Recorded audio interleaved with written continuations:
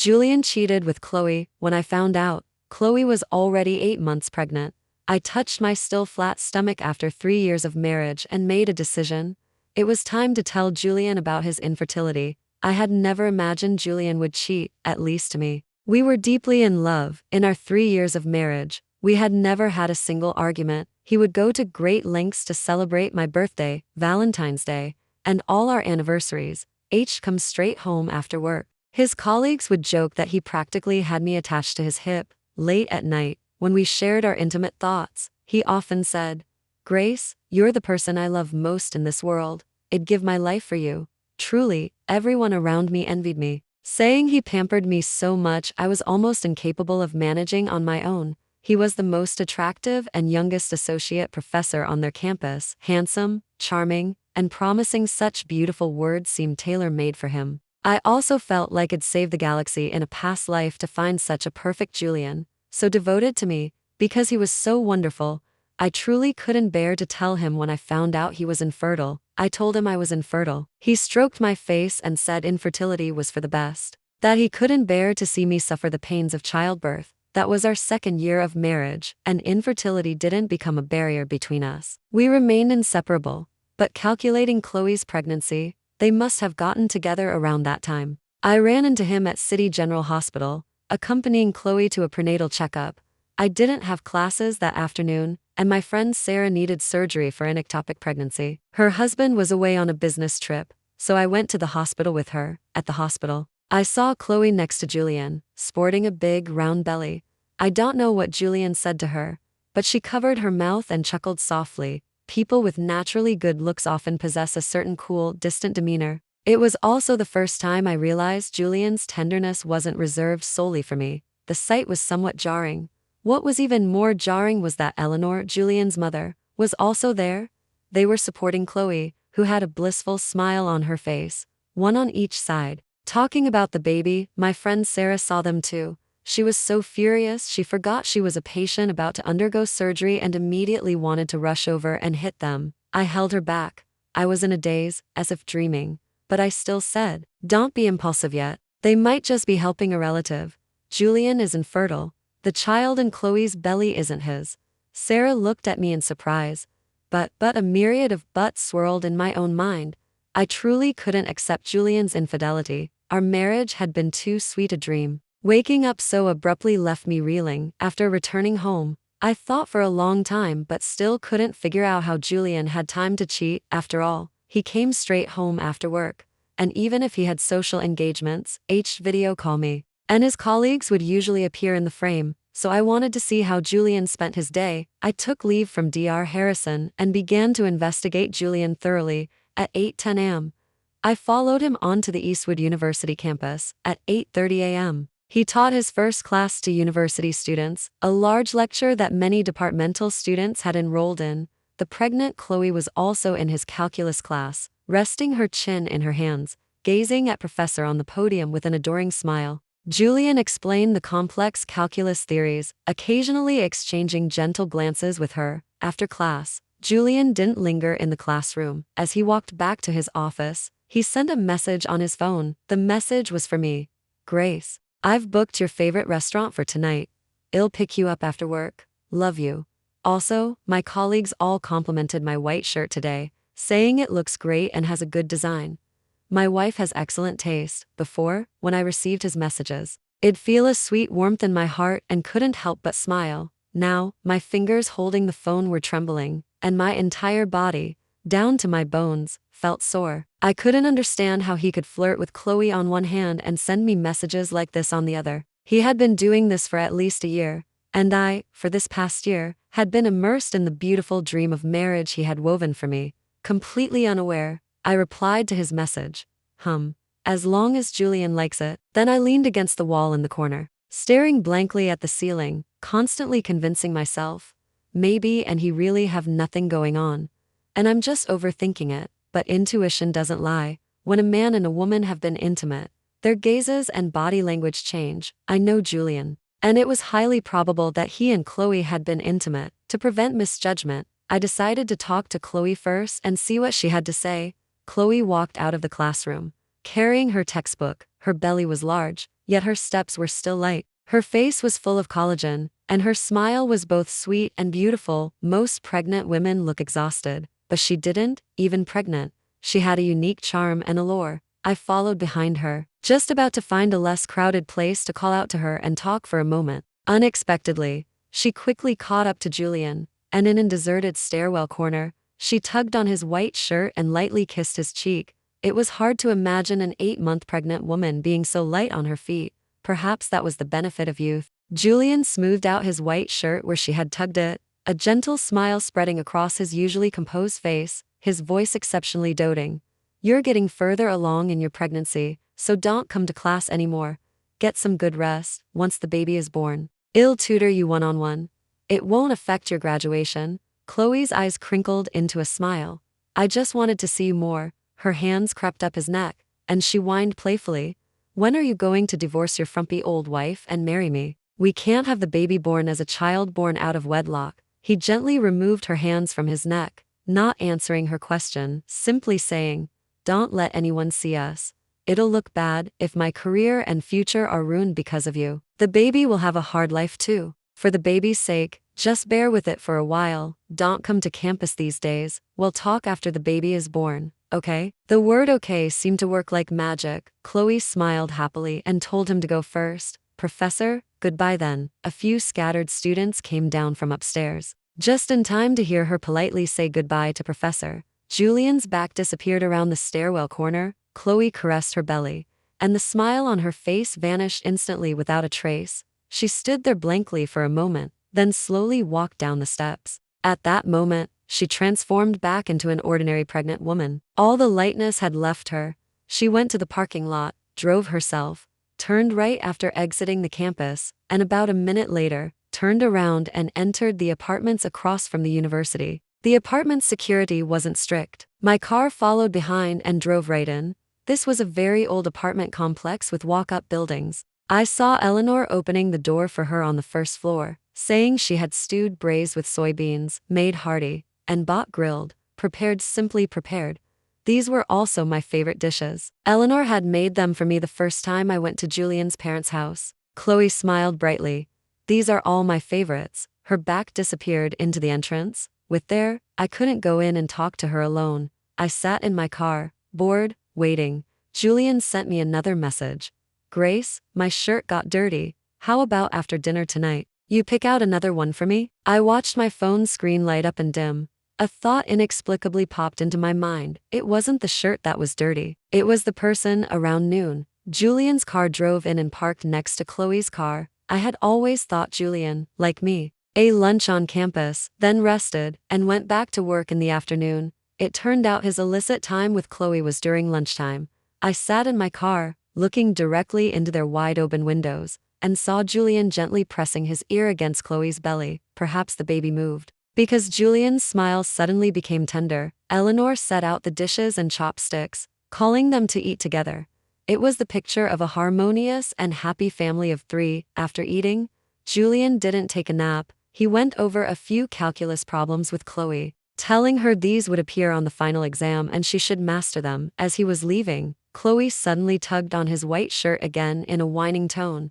"Can't you get your mom to make something else? These dishes are too greasy. I don't like them. Besides, it's been months. I really can't stand eating these every day." Julian promised her. "Okay," Chloe pouted. "You say okay every day, but your mom still makes these same dishes every day."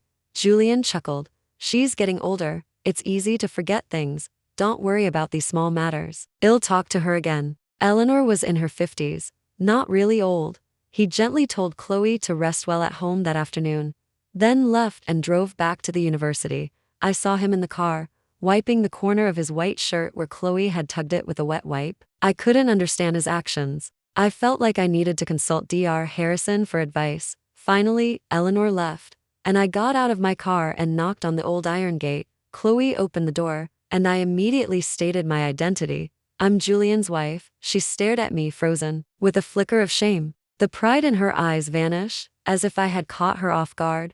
We sat down on the worn sofa in the living room. The air was silent for a moment. She suddenly said, "You're very different from what I imagined." "That's normal." What mistress doesn't imagine the wife as someone with dead eyes and a frumpy old wife? I knew why she was deflated. On my face, she saw that beauty alone couldn't hold Julian's heart, but she quickly lifted her chin, challenging me. Professor, he doesn't love you. When are you two getting a divorce? When I heard her say Julian didn't love me, a sharp needle still pricked my heart. My tone, however, was flat, as if Julian and I had been leading separate lives for a long time.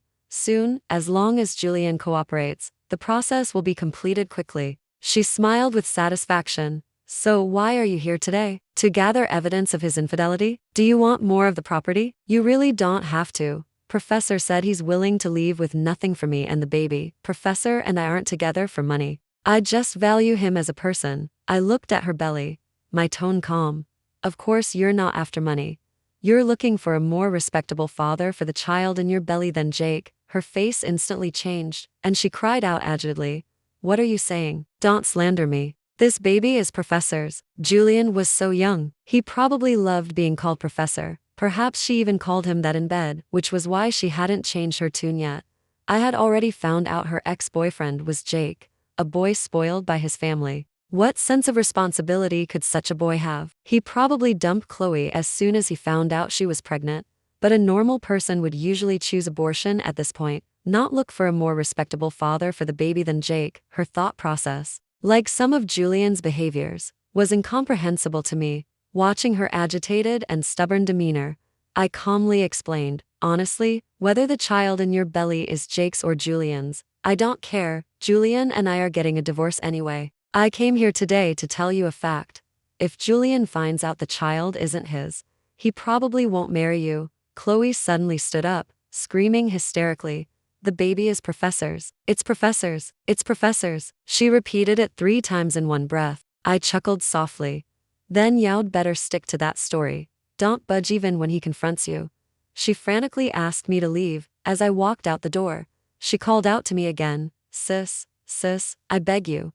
Please don't tell Professor about Jake and me, okay? This is the only child I can ever have in my life." I went to the hospital, and I even considered an abortion, but the doctor told me if I terminated this pregnancy, there's a high chance I wouldn't be able to conceive again. For the sake of us both being women, and since you and Professor are getting divorced anyway, please take pity on me, okay? Still too inexperienced, I just bluffed a little, and she spilled everything. Unfortunately, I wasn't someone who could empathize with her. That evening was a candlelet. Julian took out a gift box and opened it in front of me. Inside was an exquisite necklace, clearly very valuable. I took the necklace out of the box and swung it gently in my hand. The candlelight reflected off it, looking especially soft, in such a romantic atmosphere. Talking about divorce felt a bit impossible. I forced a small smile. "What's the occasion today?" His eyes filled with deep affection. "A day for loving my wife." It was truly difficult to make up my mind to leave a man like this. He was presentable, and he provided ample emotional support. He could even discuss my current research topics with me, offering insights from his expertise. But now he had 2 homes, one out there during the day, and one with me at night. The thought of Chloe softly calling him Professor in bed made me feel like 1,000 needles were pricking my heart. Better a short pain than a long one. I placed the necklace back in his hand. "I already have too many necklaces. Give it to Chloe." He looked at me silent for a moment. I thought he was trying to come up with an excuse, a pretext, but to my surprise, he simply said, "You know, I had planned to tell you after Chloe gave birth to the baby." He was actually planning to tell me? I cut him off. "It doesn't matter anymore. Let's get a divorce." He took a deep breath, his handsome eyes fixed steadily on me. "Will you let me explain, please? Even a death row inmate gets a chance to plead their case." I nodded. "Okay." He explained that his parents had traditional views and wanted a child to carry on the family legacy. I couldn't have children, and he didn't want me to face pressure from his parents to conceive. That's why he found Chloe. "Grace, I only approached her to help us have a baby. Chloe resembles you somewhat. The child she gives birth to will surely resemble you a bit too, so no one will suspect if we raise it. Although she's not a student in our department, I can manipulate things to become her thesis advisor. Her graduation will be in my hands, and once the baby is born, she won't have a choice but to give it to us." The man's affectionate gaze across from me gradually became terrifying in my eyes. He used his power to treat a university student as a reproductive tool, and yet he spoke of it in such a casual tone. Neither he nor Chloe knew who had fallen into whose trap. One wanted to find a promising young university professor as a father for her child, while the other wanted to use her womb to have his own child and carry on the family legacy. Julian pointed to his white shirt. Grace. She touched my shirt. It's dirty. We can replace it. I'm doing all this for our future, making long-term plans. I regretted my judgment. Dating him for 2 years, married for 3, and I never knew he was this kind of person. I took a breath and softly said, "It's not the shirt that's dirty. It's the person, Julian. Let's part ways amicably." Julian looked at me with an incomprehensible gaze. "Grace, this isn't the ages. You can't be so old-fashioned. I only slept with her once, and that was to have a child. How does that make me dirty? Think about it. People who've had many boyfriends or girlfriends, slept with them, and then broken up, don't they still get married and live normal lives? Couples without children who choose artificial insemination, don't they still live their lives? Why are you still living in the era of foot binding? Can't you be more open-minded?" He was giving me a headache with his arguments. I didn't want to debate him. "Don't say anything else. Let's get a divorce." He walked over, knelt down in front of me, buried his face in my hands, and softly said, "Grace, I will never leave you. Please don't talk about divorce anymore, okay? If you don't want to see Chloe, it'll make her drop out, okay? Chloe is very pure. It was her first time. There was blood, so I'm not dirty either. Please don't say I'm dirty anymore, okay?" I felt a bit helpless. It was the first time our communication wasn't on the same wavelength. Arguing was pointless. I stated my position again. "Julian, we're getting a divorce." He suddenly stood up, paced twice, then turned back, his eyes red, looking at me.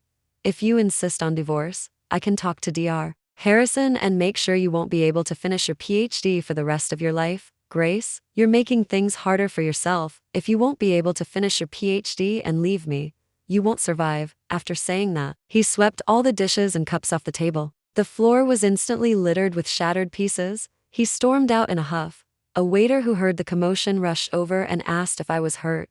I shook my head, paid for the damages, and left the restaurant. I hadn't wanted to make an enemy of him. After all, we had been in love for 5 years, but he had no regard for decency. Dr. Harrison found an excuse to suspend my research project. Suspending my research project now clearly meant he truly didn't want me to graduate. Although was the youngest associate professor on their campus, Dr. Harrison was a big name in the field, and Julian didn't currently have the influence to sway Dr. Harrison's decisions. The one who could influence Dr. Harrison's decisions was Henry, Julian's father, who had been divorced from Eleanor for many years. Julian and Henry had always had a distant relationship. This time, Henry was helping Julian probably to mend their father-son relationship. Sarah advised me to stay with Julian until graduation, get my PhD diploma, and then divorce, to minimize my losses. He was the one who made a mistake. Why should I compromise? He could manipulate me with my academic career now.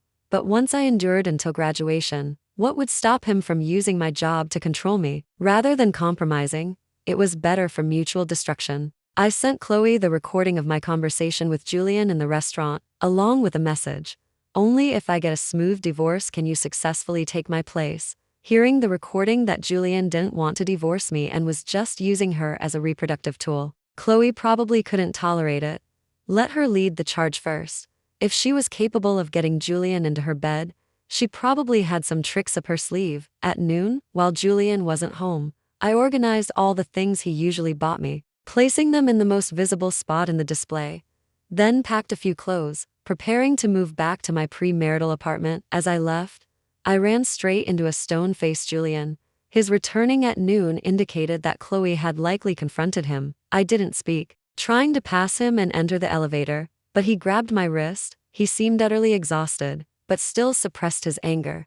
"Grace, if you're unhappy, you can hit me, you can curse me, you can make me change, but you can't just lightly divorce me like this. Why can't you be like Chloe and cry to me, make a scene, try to keep me? At least then I'd know you care about me. Don't you have a temper? Why do you always make decisions so calmly? Tell me, have you never loved me?" If I hadn't loved him, I wouldn't have married him. If I hadn't loved him, perhaps I really could have endured by his side for the sake of my studies. It was precisely because of love that I couldn't tolerate it, and it was precisely because of love that I hated myself to the point of wanting to self-destruct for falling in love with such a scumbag. I heard myself say to him in an extremely flat tone. No, I never loved you. That's why I'm willing to ruin my academic career just to divorce you. Julian, I don't care if I won't be able to finish my PhD, or even if I can work at Eastwood University later. These are the only two things you can hold over me. I don't care about any of these things, just as I don't care about you. It's the same. His tense expression crumbled inch by inch, and he finally released my hand weakly. Grace, you'll regret this. You'll come back pleading me, I promise. The elevator doors slowly closed. We had finally transitioned from lovers to enemies. I had placed his infertility diagnosis in the display. Perhaps he would find it soon, or perhaps, after I left, he would have the maid clear out the display and never discover it in his lifetime. The day my application to change doctoral advisor was rejected, I compiled a lengthy report and submitted it to the campus disciplinary committee, accusing Dr. Harrison of academic. I also reported Henry at the same time. I knew this action would prevent me from ever getting my PhD diploma, because no other advisor would dare take me on. But I didn't regret it. I planned to use my master's degree to teach math at Eastwood School near my home after Henry was investigated and lost his influence in the Department of Education. Before that, I was helping out at the kiln, which my mother owned. My mother really wanted me to inherit her traditional and take over her shop in the future. This was the fallback my mother left for me. If I couldn't make it on my own, I could come back and inherit the family business. I wasn't averse to it. The most important thing now was to finalize my divorce with Julian. Chloe had caused several scenes with Julian, but Julian still refused to go get the divorce with me. I knew his plan was to drag things out until Chloe gave birth to the baby. It seemed he hadn't found the infertility diagnosis. I went to see Eleanor. Eleanor was a weak woman. Before her divorce, she listened to her husband. After being abandoned and divorced by Henry, she listened to her son. Eleanor recounted how Julian loved me, saying that even though he kept Chloe outside, the dishes he made every day were still my favorites. She asked me to forgive his actions, considering Julian's feelings for me. Judge by intentions, not actions. Take pity on Julian. He's lost a lot of weight since you left. Julian wanted everything, and that wasn't love. I asked Eleanor how Chloe was doing lately. She sighed, saying Chloe was still making scenes with Julian every day, and now she was on a hunger strike, threatening to starve the baby in her belly. It seemed Chloe had truly fallen in love with Julian. She was willing to self-harm rather than cause a scene on campus and ruin Julian's future. I took out the divorce and handed them to Eleanor, saying, if you truly want what's best for Julian, you should persuade him to divorce me and marry Chloe. Think about it. How would I feel if I had to raise Chloe's child? Seeing it would be a constant thorn in my side. I'd hate that child to death. Would I be good to it? Don't you want the grandchild you put so much effort into getting to grow up healthy? Also, if Chloe is pushed too far by you two and hangs herself outside the campus administration office, won't it be a double tragedy that ruins Julian's future? Is it really necessary for you to take such a big risk to preserve this piece of marriage? Eleanor hesitated, saying, Julian's father has a lot of connections in the Department of Education. Even if Chloe makes a scene on campus, he can still protect Julian. I sneered and showed Eleanor the notice of Henry being investigated. Didn't Julian tell you that his father can barely protect himself now and can't protect him at all? Eleanor completely deflated. Just then, Chloe, with her big belly, walked out of the room while wasn't paying attention. She quickly walked out. Eleanor hurriedly stood up to chase her. Where are you going? Your belly is so big. It's too dangerous. Chloe started the car. I'm going to the campus to hang myself outside the administration office. The day after my divorce from Julian was finalized, Chloe gave birth to a son. On the same day, Dr. Harrison and Henry were officially arrested for academic and abuse of power. Julian had gotten into the university on his own merit, so his job wasn't affected by Henry's arrest. But his standing on campus wasn't as comfortable as before. Under public pressure, my university arranged another doctoral advisor for me. The first thing my new doctoral advisor said to me was, what I dislike most are students who constantly report others. I know you record things, so I won't say anything else. The implication was clear. Under his guidance, I wouldn't be able to graduate either. Through these incidents, I had become completely disillusioned with the academic world. Getting my PhD diploma or not was no longer important to me, after all. I had pursued my PhD then just to be able to work at a university like Julian. I promptly withdrew from the program, Several high schools extended offers to me after my trial lesson. I chose to join Eastwood School, the one closest to my home. My work and life gradually got back on track, and I could still help my mother at the shop during winter and summer breaks. Everything went smoothly, except for Julian's occasional harassment. Sometimes he would stand downstairs all night, sending me long messages, saying he had forgiven me for reporting Henry, and that his task of carrying on the family legacy was now complete, so he wanted to remarry me. He also said if I didn't like raising children, Eleanor and Chloe could raise the child between them. He told me I wouldn't have to worry about anything, just come back to him. Sometimes I would hear Chloe and him arguing downstairs all night, so loudly that the downstairs neighbors threw eggs out their window. I thought they would eventually get tired and go back to living as a proper family of 3, but as I was walking home after my evening class, brought some people and cornered me in a narrow alley. She held a utility to my throat and said, "Only if you die will Julian give up and marry me. Grace, so now, I'm asking you to go die." She looked haggard, her complexion sallow, and she was in a state of frenzied stress. During this period, her relationship with Julian was probably a chaotic mess, or it might have been her acting out unilaterally, with Julian not even bothering to acknowledge her. After all, the baby was born, and she no longer had any use, just like their arguments downstairs. Most of it was Chloe's hysterical screaming. Sometimes, the more a person wants something, the less they get it. The less they get, the more they want it. And so, they fall into a vicious cycle. She was weak postpartum, her wrists so thin they looked like they could break easily. I effortlessly disarmed her of the utility, but I was surrounded by the people she brought. Chloe told the thugs, "There's no surveillance here, so you're in luck, do it, and record the whole thing while you're at it. I want to show Julian." She then looked at me, revealing a menacing smile. "Grace, you won't be pure anymore. Let's see if Julian will still be devoted to you." There was indeed no surveillance here, but I wasn't unprepared. A few nights ago, I had vaguely noticed someone following me. To draw them out, I had deliberately walked alone these past few days, before the thugs could even touch me. My cousin David emerged with a few of our uncles and male relatives. All their actions were recorded by David. Chloe saw David holding his phone and frantically shouted at the thugs, "Quick, quick, grab his phone. He's recorded everything." The thugs lunged to grab it, but David and our relatives knocked them down with a few punches. Coincidentally, a few day student boys from my class were passing by and recognized the thugs as notorious local bullies who extorted money from students who wouldn't go up and kick them a couple of times. The thugs were beaten so badly they cried and howled, unable to get up off the ground to escape. To prevent Chloe from escaping when things looked bad, I grabbed her while the thugs were being beaten and then called the police. The police arrived quickly. After understanding the situation, they took everyone to the police station for statements. The thugs all had prior records, and with the evidence we had, Chloe and the thugs were detained. After leaving the police station, I went back to the apartments with David and our relatives.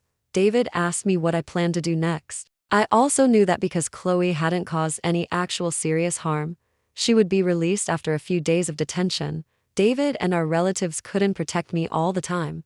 Rather than constantly defending myself and being pushed further by them, it was better to take the initiative and resolve this once and for all. I took out my phone and dialed Jake's number. Jake had recently been involved in a physical and injured his genitals, losing his fertility. He didn't know yet that Chloe had given birth to his son. The biological father of this child deserved to know. I told Jake's and the child's address. Julian hadn't found the infertility diagnosis I left in the display back then, so now I would let Jake's actions tell him that Chloe's child wasn't his. I was also eager to see how Julian, who considered himself so clever, would treat Chloe once he realized he had tried to scheme her but had been schemed by her instead. When's detention period ended, it was Jake and his parents who went to the detention center to pick her up. They demanded that Chloe bring the child back to their home to be acknowledged by the family. Chloe was stunned, not expecting Jake to come and claim the child. She immediately started fighting with him outside the detention center. And passersby who were also there to pick people up recorded the video and posted it on TikTok. Teachers nearby who scrolled past the bold fight outside the detention center video couldn't stop laughing. If the police hadn't intervened, they probably would have fought their way right back into the detention center. While I was scrolling through this video, Julian's call came in. "Grace, you knew all along that the child in Chloe's belly wasn't mine, didn't you? You watched me being kept in the dark, like I was a fool." I truly am the biggest fool on earth. For this child, my father was sent to jail by you. My mother saw my perfectly good marriage fall apart and her hair turn white from stress. I lost my beloved, and in the end, the child isn't even mine. Why is fate so cruel to me? Eleanor took the phone, first sighing, then telling me that Julian hadn't returned to our previous home since I moved out, fearing he couldn't bear the memories. They had listed the house for sale online today, and while packing up, they discovered Julian's infertility diagnosis in the display. Simultaneously, news broke that Jake's parents had gone to the detention center to pick up Chloe, wanting to reclaim the child. She asked if, for her sake, I could reconcile with Julian. She said Julian was now self-destructing to an barely recognizable state, and as his mother, she couldn't stand to watch, begging me to save him. I didn't soften. I just said one sentence. He's an adult. The moment he chose to cheat, he should have been ready to face all the consequences. He deserves it for what he did. Eleanor didn't say anything more and silently hung up the phone, perhaps too preoccupied with their own troubles. Neither Chloe nor Julian bothered me again. Everything in my life got back on track. I was recognized as an outstanding teacher, and parents sent me various texts daily, praising my teaching and saying their children's grades improved quickly. Most of the students at Eastwood School were well behaved, and none were so slow that teaching them was frustrating. Most grasped concepts quickly. I felt this job wasn't strenuous at all and was full of a sense of accomplishment. So not finishing my PhD and working at Eastwood University held no regrets for me anymore. On the second day of summer break, I had just finished a campus meeting when I received a call from Eleanor. Grace, could you come to the City General Hospital? Julian says he wants to see you. Her voice choked up, making it impossible for her to continue. I'm begging you.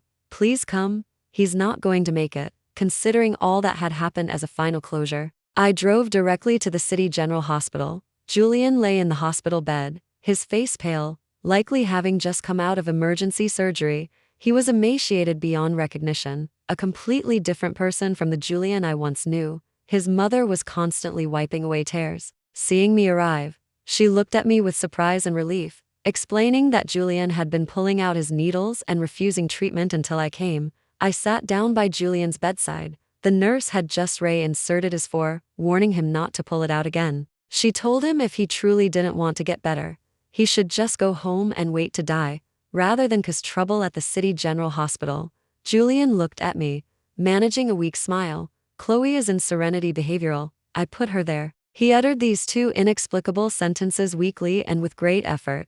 Eleanor explained that after Julian found out Chloe had brought people to ambush me in the alley, he went and got a marriage with her the day after Chloe returned home. Chloe thought Julian had finally been moved by her love, but she never imagined this was just the beginning of her nightmare. From then on, Julian's marital Cold War tactics and verbal abuse, combined with Jake's family's persistent demands to take the child, led Chloe, who already suffered from postpartum depression, to develop a mental illness. As her next of kin, Julian signed the papers to have her admitted to Serenity Behavioral.